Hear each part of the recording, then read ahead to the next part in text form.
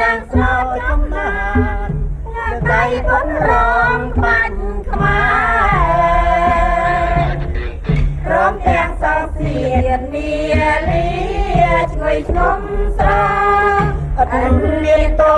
ត្រង់មកព្រមតាមរបៀបបាញ់កែមារាពីបរាណទុំជារបាំមួយស្រ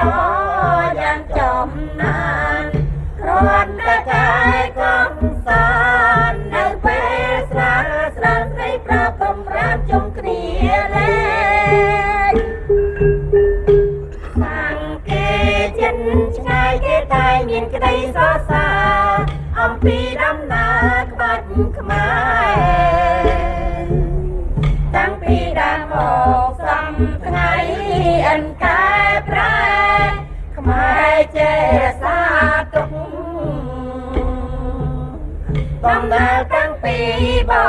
រាណអង្វែងមកអាសិនលោកតែរាំងសា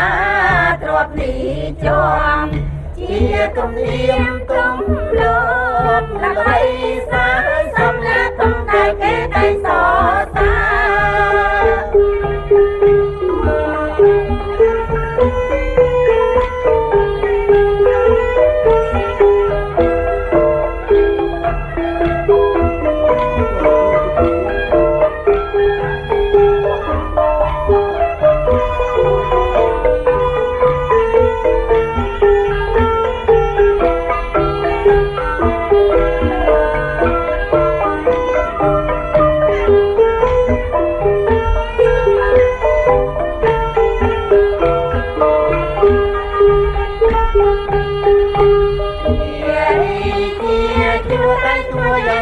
ចំណានអ្នកដៃពុតរងក្បាច់ខ្មែ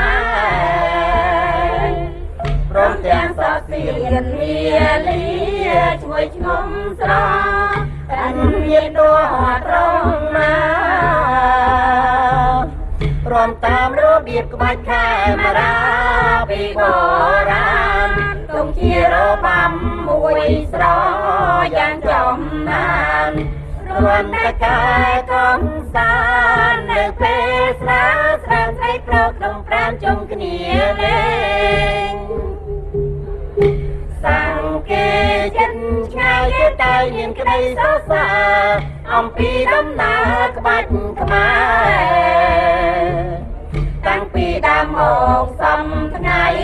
អិនកែប្រែខ្មែរចេះសាទុកបំណែតាំងពីបរាណអង្វែងម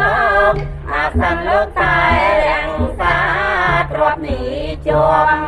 ជាទំនៀមទម្លាប់ដើម្បីសាសសំលើពុកតែគេតែសរសើរ